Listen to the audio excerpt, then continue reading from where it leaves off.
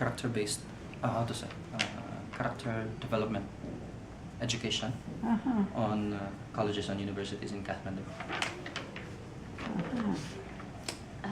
So what is the key issue being addressed? The key issue being addressed by this project is promoting discipline among young people, especially in the area of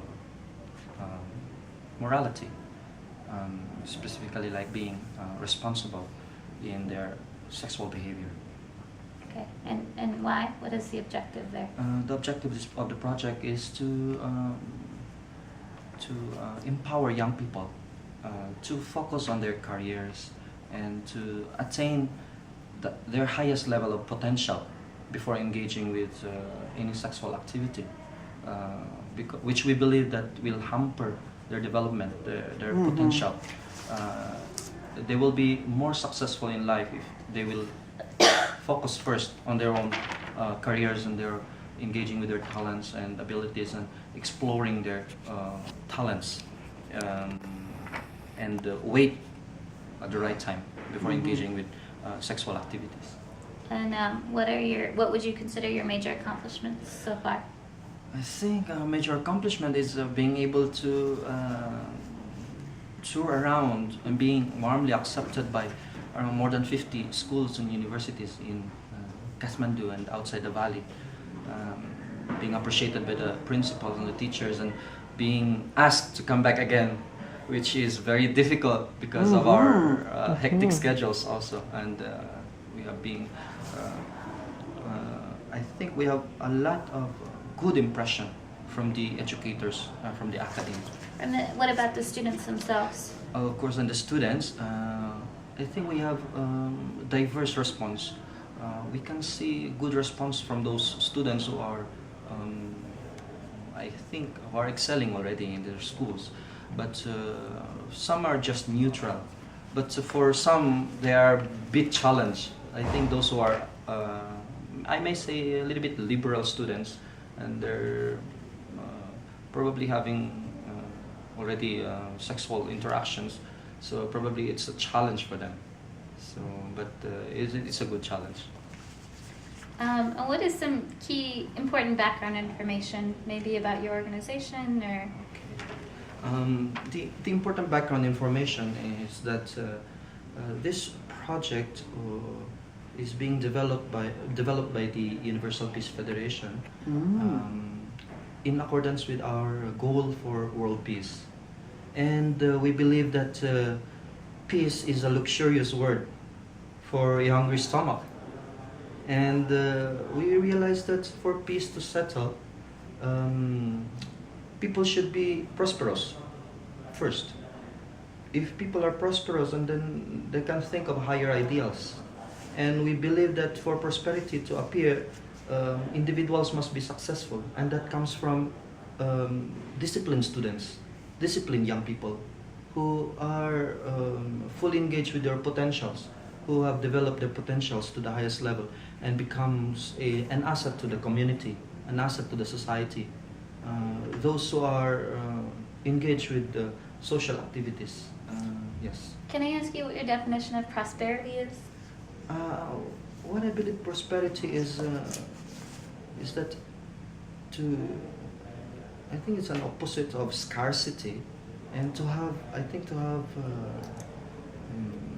your basic needs and to be able to have resources to engage with higher level of activities when you need them.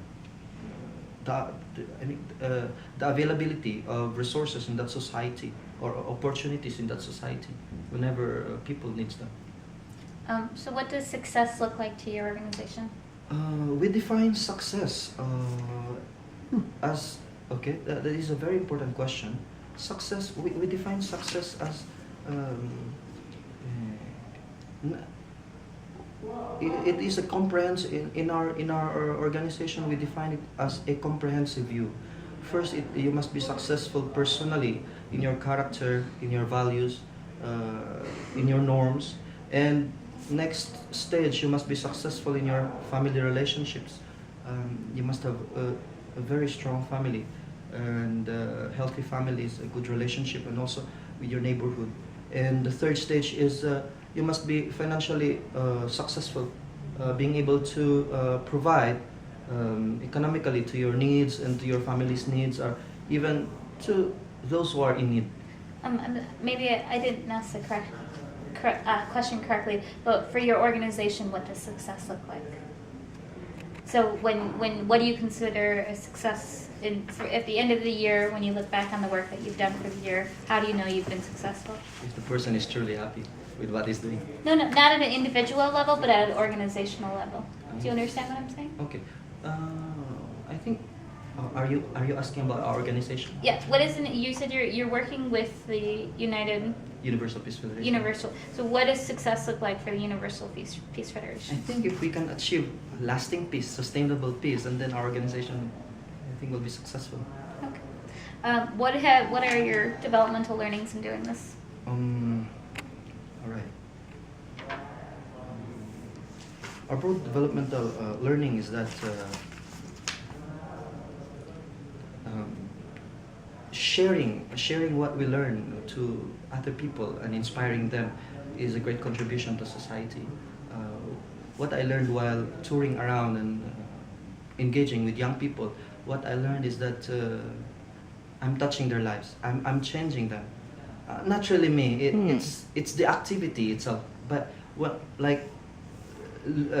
meeting a Filipino who comes to their country and then sharing this to the young people, and they can feel that somebody from other side of the world is concerned about them and cares for them, and that transforms them, and that gives them a big impact. That the world is not just Nepal. That the world is huge, and they have to be concerned about themselves, because some people far away from them are also concerned about them. What is the importance of the space you're doing it in, of the local area, so doing it in Kathmandu? The importance of this project is... Or so why Kathmandu? Yes, Kathmandu. Why we choose Kathmandu is because Kathmandu is the center of Nepal. I think the fastest evolving place in Nepal is in Kathmandu, and the most challenged culturally is Kathmandu. Local villages still has their own cultures and traditions maintained, but Kathmandu is now being challenged. It's like a cultural hurricane. Their values and traditions are being challenged in a negative way. So, by whom? By various forces. We call it the tri-media, information from the internet and the local media, mass media, tri-media, newspapers and the TVs and this and that, and feeding them wrong information, which says that you can do whatever you like. That is freedom, which is wrong, because what we believe is freedom always comes with responsibility, and they're twins. So I think what the importance of this is that it can balance. It can balance it is how to say, it is a balance to the wrong information that is being sent to the young people. So it can balance. We are kind of the how to say, the plus to the negative information being fed to the young people. You have 1 minute and 15 seconds left. Okay, and so you say you're working with, so is your organization itself the United Peace Federation? Universal Peace Federation. Universal. Okay, and who's key contact person? Our key contact person is in Nepal now is our honorable chairman, Eknas Dakal. He is our chairman for Universal Peace Federation in Nepal.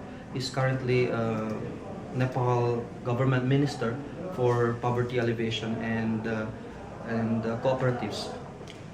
And what materials do you have available? We have tons of education materials. Okay, we have a lot of topics 30 for the young seconds. people, and we have contacts, school contacts, and we have contacts in the governments and in the academe and in other NGOs across Nepal, and we have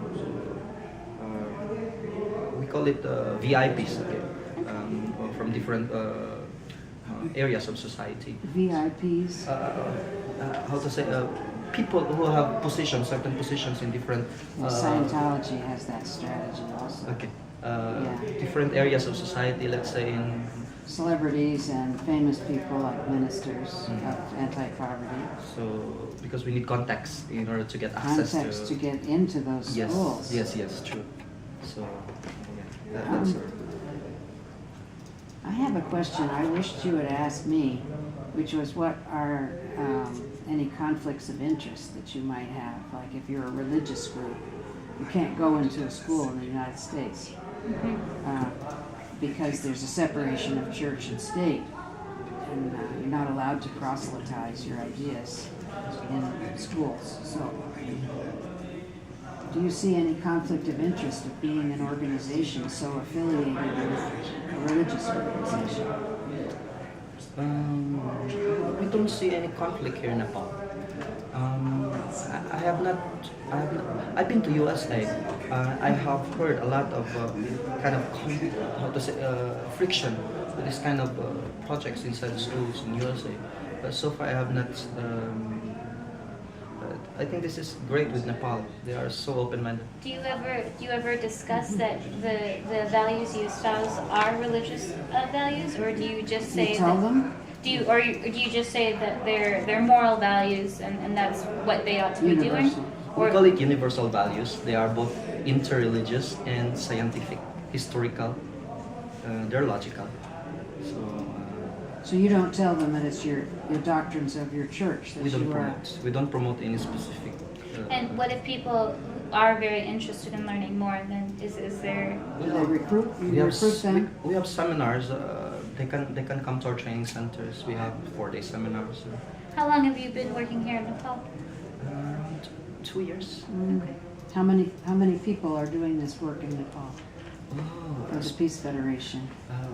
Our core full-time members. Okay, our core full-time members under Universal Peace Federation is roughly around 200 people full-time. Full time, and who's paying them?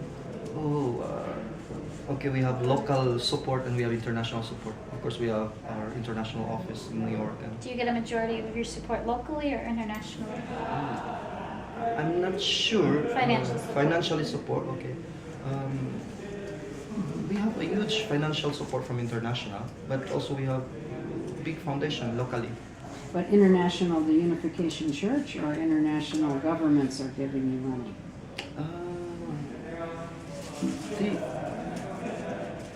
Who finances because- the federation? The local members abroad, okay, they get interested with the projects, and then because we have UPF members also from other countries like Japan. Yeah. Yes, Okay. UPF like Japan. Do you have a final question? I do.